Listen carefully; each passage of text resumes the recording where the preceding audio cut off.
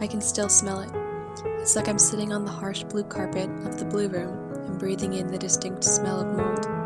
The squeaking of the wheels of our 3 strollers that we pushed around on the carpets indoors remains in the back of my head.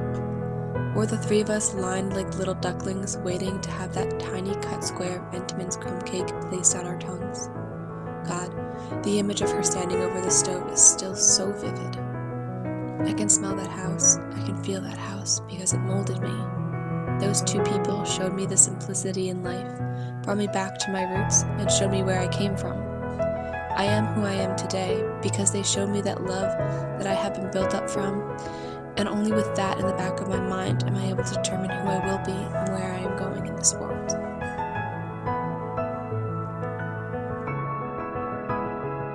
I think my grandparents have definitely instilled a lot of values in me. Those that range from being caring, selfless, loving, and forgiving, and many more. They've always been there for me and had my back. I think something that's nice about grandparents is, unlike your parents, there's a generation gap, and that allows you to connect more on issues that you normally feud with your parents about. So I think it offers a new perspective, and I think it's true when people say respect your elders because they do have a lot of wisdom and advice that they can give you. And so I think that's definitely been very beneficial in my lifetime and definitely helped me become the person I am today. And without that knowledge and without that wisdom, I would be much different. So I'm incredibly grateful for all they've done.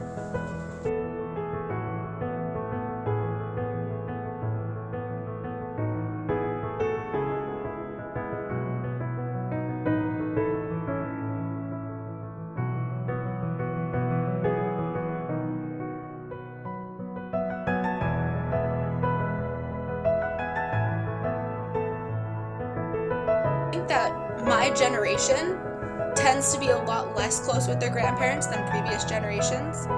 I think this is detrimental personally because I believe that grandparents do offer a lot of great wisdom and advice and support and love that you can't always get just from your immediate family or friends.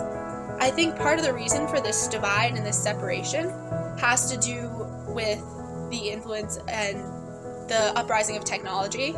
I think that kind of creates a barrier of sorts in terms of how to relate to each other, but I think it's definitely something that you can overcome. For example, I taught my grandmother how to use an iPhone, so she now has a smartphone, and she doesn't know how to use Siri, but we're getting there. So it's definitely a process, but I think just as much as it can be something that separates, it can also be something that brings you together.